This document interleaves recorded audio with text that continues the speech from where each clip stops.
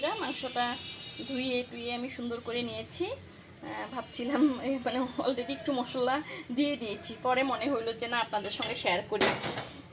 তো এই আর কি, যে যেই ঘটক দিয়েছেন, ঘটক বলতে আমরা এই সব মশলা নিয়ে নিয়েছি এখানে, একদম মাংসের যা যা লাগে সব নিয়ে নিয়েছি। তো দিয়ে দিলাম বিসমিল্লাহ করে, হাতে মাখিয়ে বসাবো।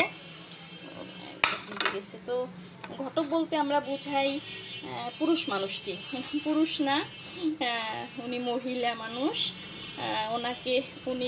ওনার ওসিলায় আর কি আপনার ভাই আমাকে পেয়েছে, আমি আপনার ভাইকে পেয়েছি। ঠিক আছে না বন্ধুরা? আমাদের গ্রামে বলেন যে ঘটক ছাড়া, আমার নানি দাদি আমার মায়ের মুখে শুনেছি যে ঘটক ছাড়া মারও নাকি বিয়ে হয় না, তাই না বন্ধুরা? ঘটক ছাড়া কি কারো বিয়ে হয় না? তা উনি হচ্ছে আমাদের ঘটক। ঠিক আছে বন্ধুরা? হ্যাঁ, মানে আরেকটা বড় সারপ্রাইজ থাকবে যে কে উনি। লবণ কি দিয়েছি? আল্লাহ, ভুলে গেলাম তো। আচ্ছা, যাই হোক, এই তেলটা দিয়ে দিলাম। বিসমিল্লাহির রহমানির রহিম। তেল দিয়ে মেখে চেখে বসাবো।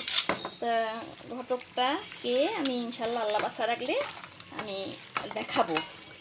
তো বন্ধুরা, এটা ভালো করে মেখে চেখে আমি ওই যে ওদিকে দুধটা গরম হয়ে হ্যাঁ, পানি বসাইছি, কাপড়গুলো ভিজাবো। তা আমি মেখে চেখে কিছুক্ষণ রাখবো ঢেকে, 10 মিনিটের মধ্যে ঢেকে রাখবো। তারপর আমি এটা চুলায় বসিয়ে দিব। যখন চুলায় বসিয়ে দিব, কষাবো, তখন আবার ফিরে আসছি বন্ধুরা।